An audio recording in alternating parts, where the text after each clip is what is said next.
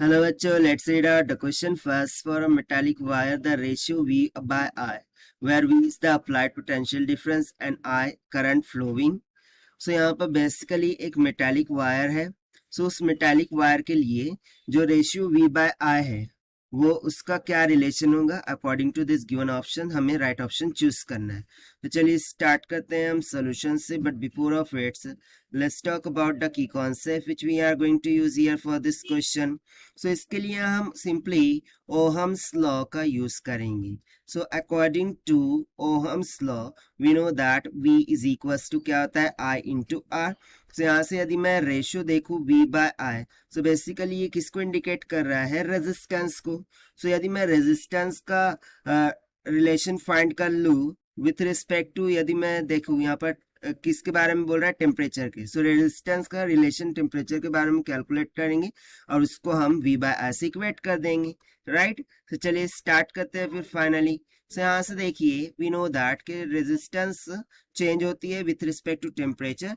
सो उसके लिए फॉर्मूला हो जाता है RT is equals to RT nought यानी कि initial resistance in bracket 1 plus alpha times of T minus of T nought. ठीक है, जहां पर T nought initial temperature, T final temperature और अल्फा टेम्परेचर कोएफिशिएंट होगा.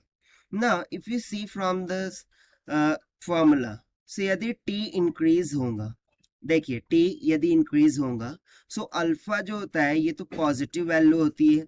ठीक है. सो ये डिपेंड करेंगी मटेरियल पर. ठीक है, जैसा मटेरियल होगा वैसे उसकी वैल्यू होगी.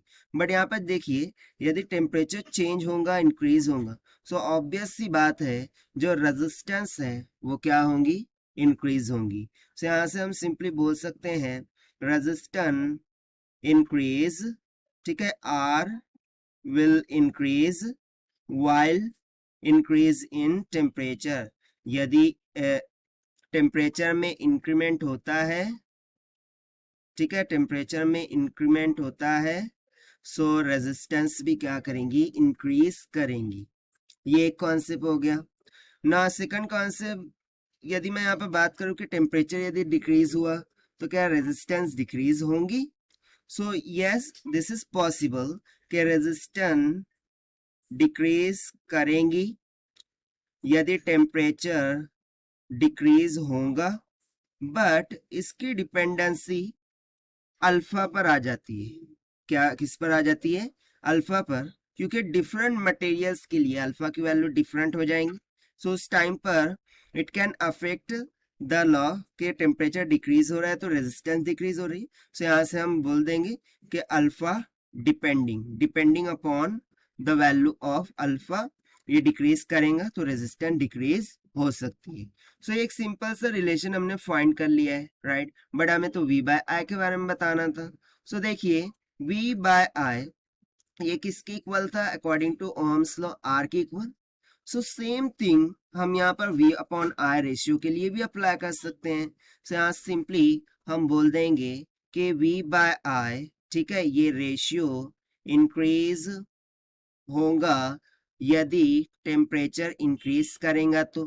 ठीक है, और V बाय I, ठीक है, ये डिक्रीज करेगा बट कब, in with respect to metal. Okay, depending upon metal ये डिक्रीज करेगा डिपेंडिंग अपॉन मेटल और मटेरियल यू कैन से.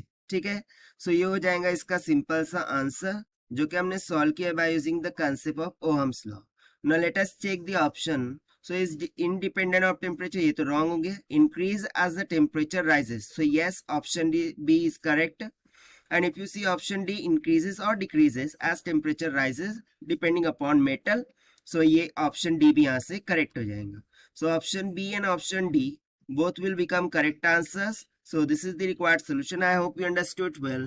Best of luck. Thank you.